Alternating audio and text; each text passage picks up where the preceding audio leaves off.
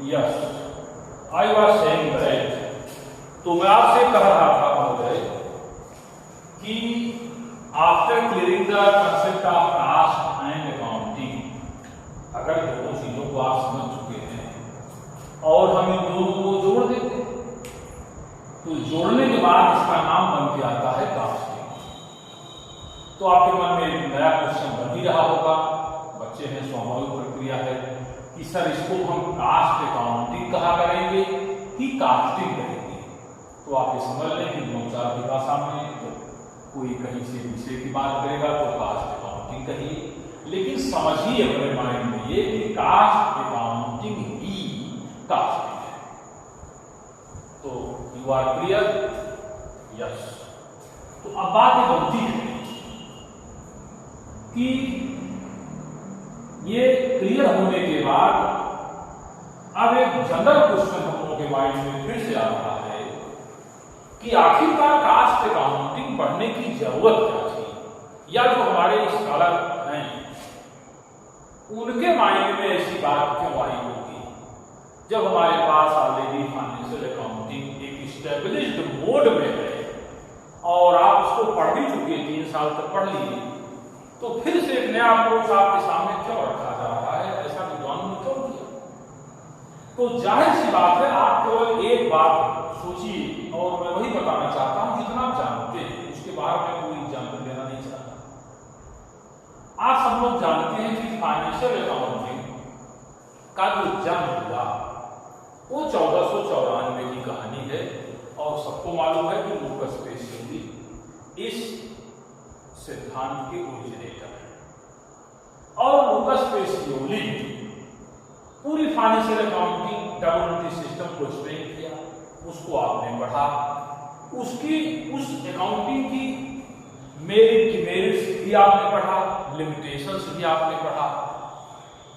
लेकिन जरा एक बात एक सोचिए कि 1494 का जो समय काल था, उन दिनों इस तरह से मैन्युफैक्चर के दरमियान कोई कंपटीशन नहीं था। It means there was no any competition among the producers regarding cost, regarding price, regarding profit. इस तरह की कोई प्रतियोगिता ही नहीं थी। तो जाहिर सी बात है कि उन दिनों सारे मैन्युफैक्चरर बिल्कुल फ्री थे to produce the product as per the standard and norms. और सबसे बड़ी बात, उन दिनों ऐसी कोई समस्या भी नहीं थी कि प्राइस डिटर्मिनेशन के बारे में बहुत चिंता करने की जरूरत हो। लोग प्रोडक्ट को मैन्युफैक्चर करते थे, जो रीजनेबल उसकी कास्ट होती थी उसको रखते थे, जनरल नॉर्मल प्रॉफिट उस पर चार्ज कर लेते थे और उस प्रॉफिट के सहारे फिर जाकर के सेलिंग प्राइस को तय करते थे। अर्थात उस काल की अगर हम थियरी को मैथमेटिकली एक्सप्लेन करें, जो 1494 में था, 1494, तो उस समय हम आपसे कह सकते हैं कि कास्ट और plus profit equal to selling price था। अर्थात कोई भी मैन्युफैक्चरर अपने प्रोडक्ट की कास्ट कैलकुलेट करता था, उसी कास्ट में प्रॉफिट को जोड़ता था। प्रॉफिट मीन्स नॉर्मल प्रॉफिट, और नॉर्मल प्रॉफिट को अगर मैं हिंदी में बोलूं तो उसको इंडियन फिलॉसफी में शुभ लाभ कहा जाता है। क्या बोलते हैं? शुभ और लाभ। अब आपके माइंड में आ रहा होगा कि सर मैं हम लोगों ने तो अभी तक शुभ विवाह सुना था, क्योंकि मैं समझ रहा हूं आप लोग मैक्सिमम तो अनमैरिड ही हैं, तो आपके माइंड में विवाह वाला कॉन्सेप्ट तो क्लियर है। तो आप कहेंगे कि सर हम लोग शुभ विवाह तो सुने थे, आप कहां से शुभ लाभ लेकर के चले आए? तो आपने दुकानों में गणेश लक्ष्मी के पास ऐसा लिखा तो देखते होंगे। तो इसके पीछे फिलॉसफी है, इंडियन फिलॉसफी का वर्ड है शुभ लाभ, जिसका मीनिंग होता है कि व्यवसाय की ऐसी प्रक्रिया जिसमें प्रोड्यूसर मीन्स मैन्युफैक्चरर और consumer both are equally satisfied. इसका मतलब ये होगा कि इतनी बड़ी फिलॉसफी इस तरह से प्रोडक्शन का प्रोसेस होना चाहिए कि प्रोड्यूसर और कंज्यूमर उस प्रोडक्ट को के बाद, बेचने के बाद बराबर दृष्टिकोण से लाभान्वित महसूस करें। यह फिलॉसफी हमारी थी। तो cost plus profit equal to selling price. लेकिन आप अगर उस 1494 के समयांतर को थोड़ा सा आगे बढ़ाएं और इसको पलट दें, तो जब ये 1944 हो जाता है, आप देख रहे हैं वो इतने सारे अंक मैंने यहां पर मेंशन किया है, ऐसा नहीं कि मैंने अपने मन से किया है, इस बात की बात है 1494 यहां 1944, ये 1944 की बात 1944। और आप सब लोग जानते हैं कि यही वो समय काल है जबकि हमारे हिंदुस्तान में Indian cost and works accountant नाम की एक संस्था को या इस एक्ट को कह लीजिए भारत सरकार ने मान्यता प्रदान की। वैसे तो फिलहाल वास्तव में अगर कहें तो एक्ट को पास हुआ था 1947 after getting the independence. Act आपका पास हुआ, लेकिन ये संस्था इसी समय बनानी थी। अब आप कहेंगे ये संस्था बनाने की क्या जरूरत थी? इसलिए कि ये वही समय है जबकि इंटरनेशनल लेवल पर तमाम सारी इंडस्ट्रियल पॉलिसी बनाई जा रही थी और नए नए उद्योग लगाए जा रहे थे।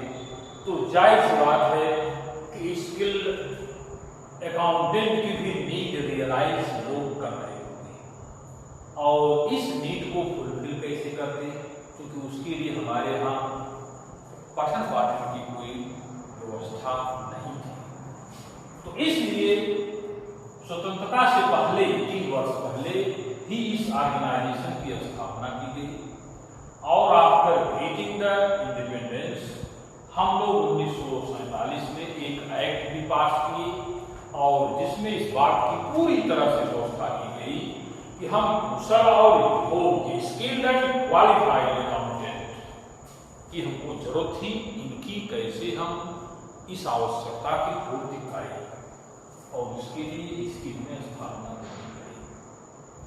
तो आपने देखा कि इस 400-500 वर्षों के दरमियान जो हमारे चेंजेस हुए, तो इस स्थिति में एक वैसी परिस्थिति पूरी दुनिया में पैदा हुई कि मैन्युफैक्चरों की संख्या काफी बढ़ी और उनके दरमियान प्रतियोगिता भी बढ़ी, कंपटीशन रेज हुआ और जब कंपटीशन रेज हुआ तो इतनी कंपटीशन का स्तर इतना ऊपर चढ़ा जिसको आप लोग गलाघाट प्रतियोगिता, कट थ्रोट कंपटीशन के नाम से जानते हैं। सब लोग पढ़े इकोनॉमिक्स आपने पढ़ा कि कट थ्रोट कंपटीशन क्या है। इसका मतलब कि जब प्रोड्यूसर के दरमियान प्रतियोगिता इतनी हाई लेवल में बन जाए कि किसी को भी लाभ मिलने की गुंजाइश रही न जाए, तब लोगों के दिमाग में आया कि अगर इस तरह से हम लोग प्रोडक्शन करेंगे और मिनिमम प्राइस पर उसको सेल आउट करेंगे तो जाहिर सी बात है कि उनको काफी मुश्किल होगी, क्योंकि ये जो काम था इस समय का प्रोड्यूसर मोनोपोलिस्ट था, एक अधिकारी था, मोनोपोली थी मार्केट पर उसकी। लेकिन इस काल में मोनोपोली समाप्त हो गई और जब प्रतियोगिता शुरू हुई, परफेक्ट कंपटीशन का जन्म हुआ और दोनों चीजें मैंने आपको स्वयं पढ़ाया है कि मोनोपोली क्या है और परफेक्ट कंपटीशन क्या है, दोनों की विशेषताएं क्या हैं, दोनों में डिफरेंसेस क्या हैं। By the diagram, by the theory, दोनों में चीजें मैंने 4-5 लेक्चर में आपको एक्सप्लेन किया था, वो भी याद होगा। अब आज आप लोग बोल नहीं रहे हैं, मैं समझ रहा हूँ लॉकडाउन की वजह से ही आपको विस्तृत हो गया है, लेकिन चलिए फिर भी देखते हैं। तो इसका अर्थ ये हुआ कि ये समय ही अगर हम बोलें तो इकोनॉमिस्ट दुनिया में कह सकते हैं कि that was the period of monopoly and this is the period of perfect competition. You are right? Yes. अब एक प्रश्न फिर बनता है कि इसका अर्थ सीधा हुआ कि जब परफेक्ट कंपटीशन बना या परफेक्ट कंपटीशन की स्थिति बाजार में पैदा हुई, तो आप सब लोग जानते हैं कि जो प्राइस डिटरमिनेशन का पावर होता है परफेक्ट कंपटीशन के दरमियान, वो मैन्युफैक्चरर के पास नहीं होता, अर्थात प्राइस डिटरमिनेशन का काम मार्केट करती है। तो और मोनोपोली में आप जानते हैं कि प्राइस डिटरमिनेशन का काम मैन्युफैक्चरर करता है। ये बेसिक डिफरेंस है। तो इसका मतलब हुआ कि जो कास्ट प्लस प्रॉफिट बराबर सेलिंग प्राइस था, वो स्थिति जब बदली तो ये उल्टा हो गया। सेलिंग प्राइस पहले से मार्केट ने तय कर दिया, तो सेलिंग प्राइस पहले बना दी गई। तो प्रॉफिट को समझने के लिए अब हम लोगों को करना क्या पड़ा कि सेलिंग प्राइस अगर आपको समझना है तो कास्ट को मैंने यहां रखा और यहां प्रॉफिट रखा। तो कास्ट प्लस प्रॉफिट बराबर सेलिंग प्राइस है। इसका मतलब क्लियर हो गया कि सेलिंग प्राइस को और एक्सप्लेन करें तो हम कह सकते हैं कि profit equal to selling price minus cast.